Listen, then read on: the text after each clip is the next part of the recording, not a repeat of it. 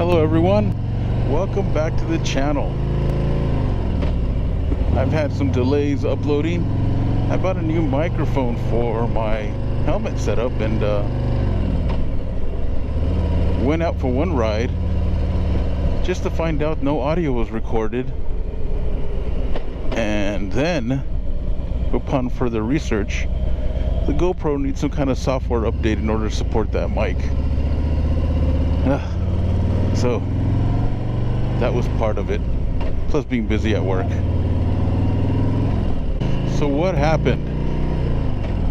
Well, for those of you that have been following me, know that I've been talking about a trip I have coming up, a long ride with CVMA, Combat Veteran Motorcycle Association, and been looking at motorcycles, been thinking about getting something a little bigger. Test drove the Vaquero, and that same day I stopped by a Harley Davidson dealer, and they're the only ones that offered me an option to order one and they can pull it in. And then this happened.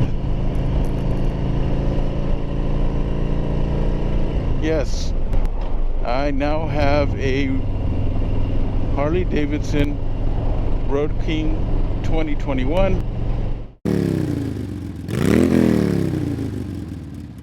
The miles are still very low on it. I haven't ridden it too much because I've been busy at work. But today's a nice day, thought I'd go for a ride. But before I get into that, decided to follow me because I was posting Vulcan content. Hopefully those of you that have been around and subscribed can continue to stay and just watch my journey as I grow as a re-entry rider. So on the Vulcan 900, you know, it was really sad to see it go. I've grown on a lot with that bike, and I've mentioned before when I was upgrading it with the LED light, and I put a Saddleman seat on it, some Viking large bags, and then someone, I think it was through a Facebook comment, someone says, don't put too much on that motorcycle, you're gonna outgrow it. And I was like, no way.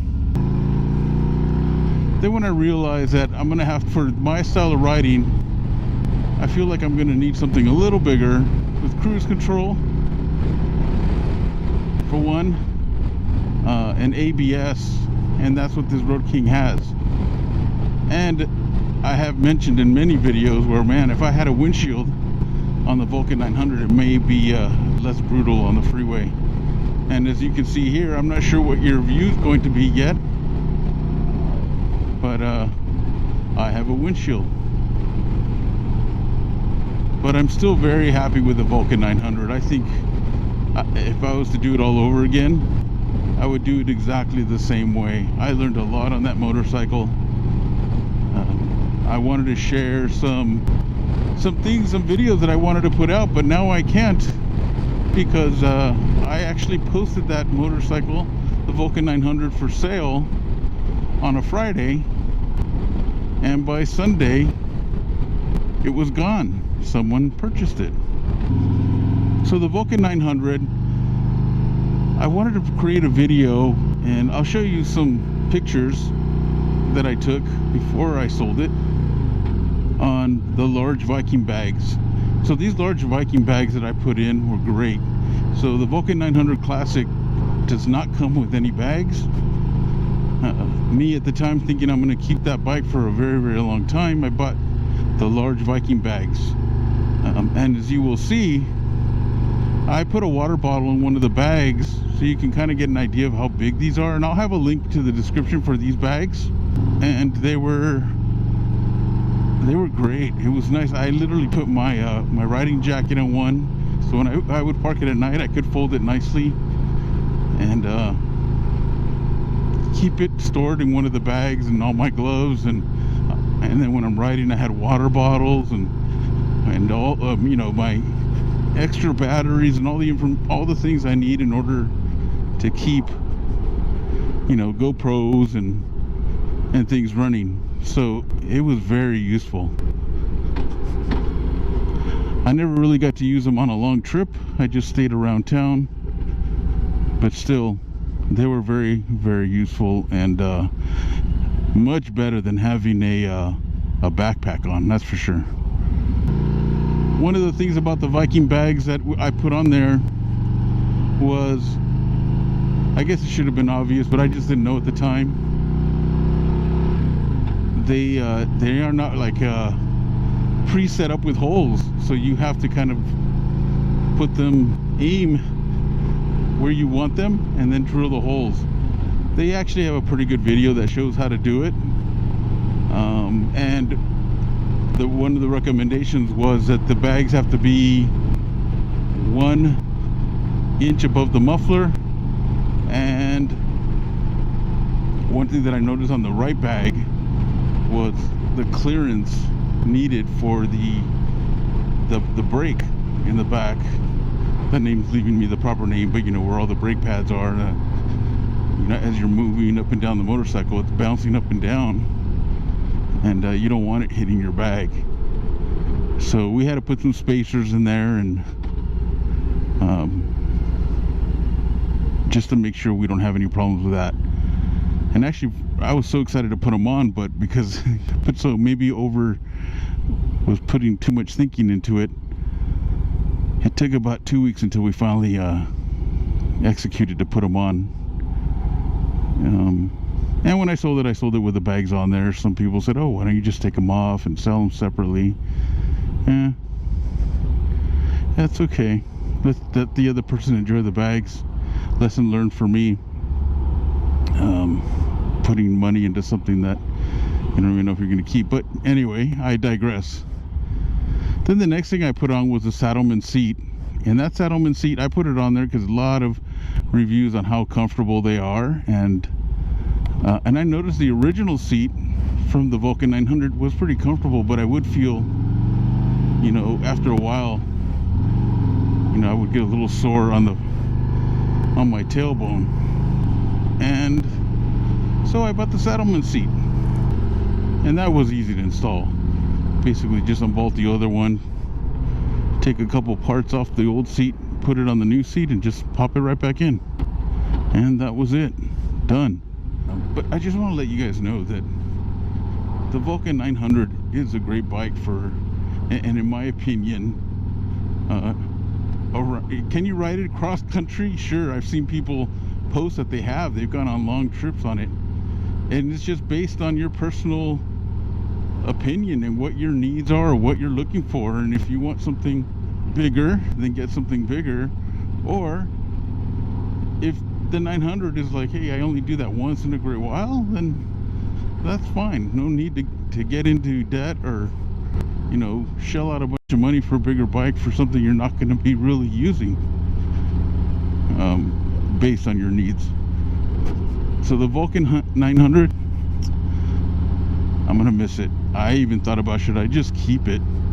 And I kept asking future son-in-law, like, hey, you want to learn how to ride, and maybe we can go for rides.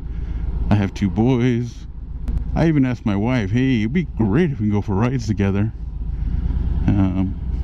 But no one showed much interest on it, and that bike was paid off.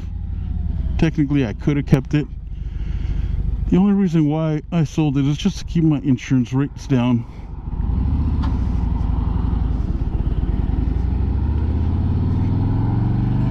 And I didn't think it was going to sell that fast.